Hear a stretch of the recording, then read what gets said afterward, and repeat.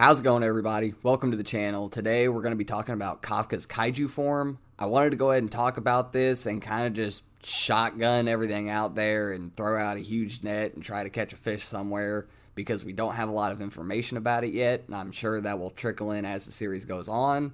But I wanted to start with it now and just start here and build on it later because he's the main character. He's got an awesome Kaiju form.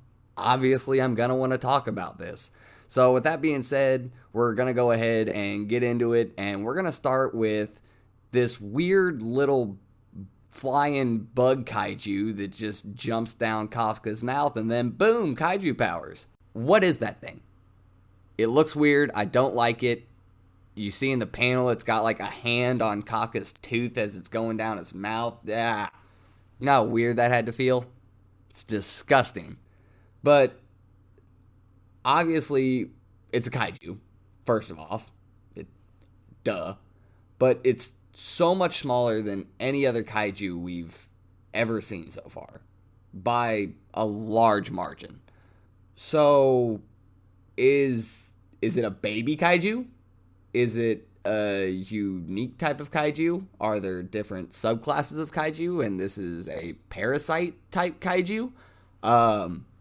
Now, hear me out on this one. Like I said, shotgun and stuff. Is it an experimental kaiju?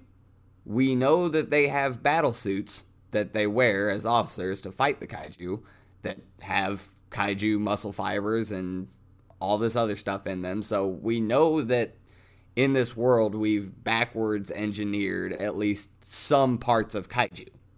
Is it possible that a government's working on weird kaiju stuff and this is the byproduct of it? I have no idea. That's why I'm making this video, just because I want to talk about it, because pretty much anything's on the table right now. And sure, you can say, oh, this theory's way too out there, that theory's way too out there. What do you think we're reading? We're reading stuff that is way out there. This is not a grounded story by any means. This bug flies down Kafka's mouth and all of a sudden he has the ability to do this shit. Yeah. He can literally just scream away blasts from this dude's finger that are strong enough to take down super-powered, superhuman soldiers with kaiju outfits on. Like, nothing is too far out there right now until we get some more information on some of this stuff. But going past what this kaiju is this the same thing that number 9 and what we're possibly calling number 10 in the newest chapter are? Number 9 being the one that Kafka's already fought. Number 10 being the one that, spoilers, at the end of chapter 23 is flying on top of these. As one person told me, pterodactyl kaiju, which I'm running with that. It works. But were those people that gained kaiju powers, or are those just humanoid kaiju with human levels of intellect? I would assume that Kafka isn't this once in all of eternity kaiju. I wouldn't assume that this is the only one like this if we're seeing other kaiju that are similar to Kafka in that form.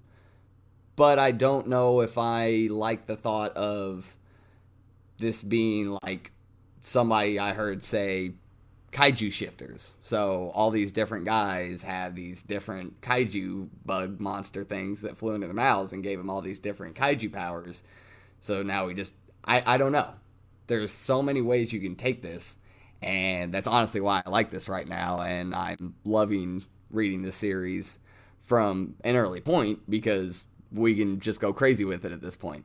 But another thing I wanted to talk about when it comes to Kafka's kaiju form is his shape-shifting abilities, because we've seen number 9 can also mold his shape just like Kafka can.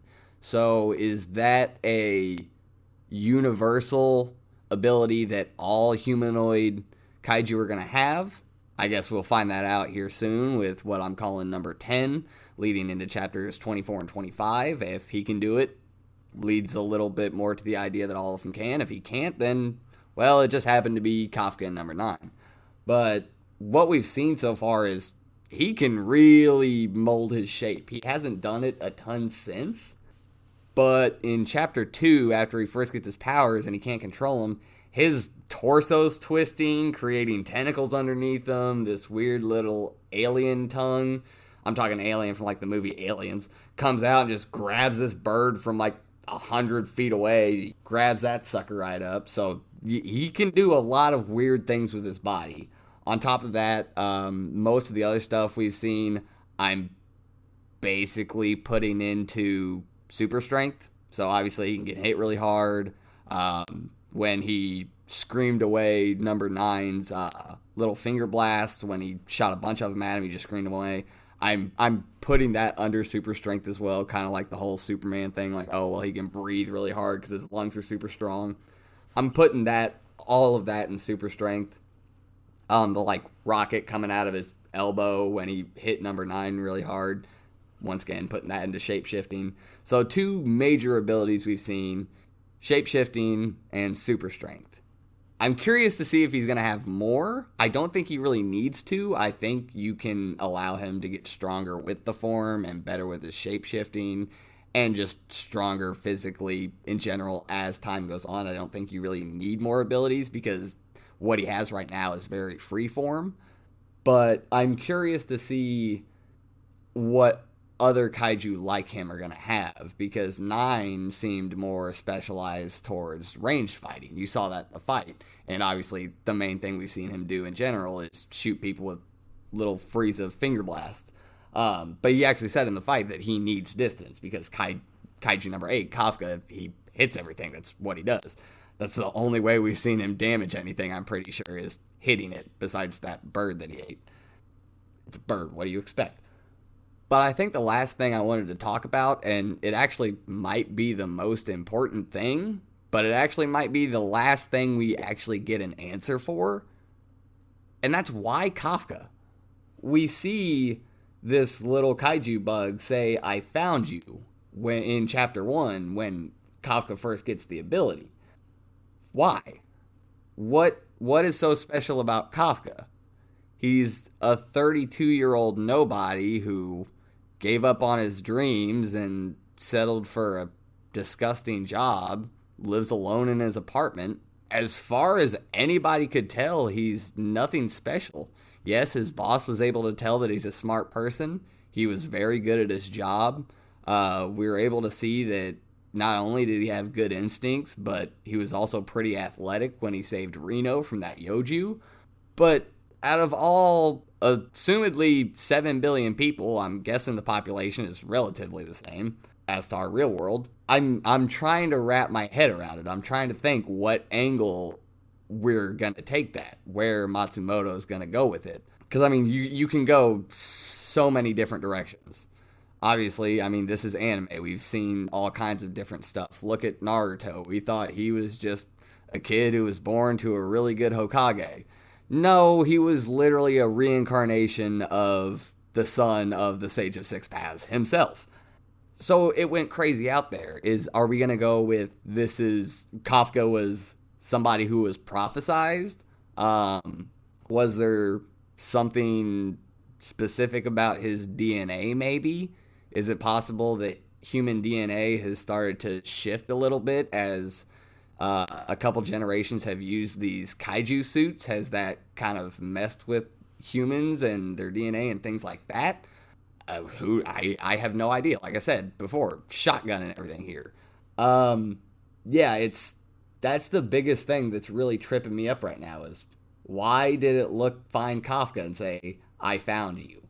And I have no idea. There's so many ways you can take this. If anybody sees this and has ideas, please leave them down in the comments. I want to hear everybody else's thoughts, especially on this part. Why do you think this kaiju wanted Kafka specifically?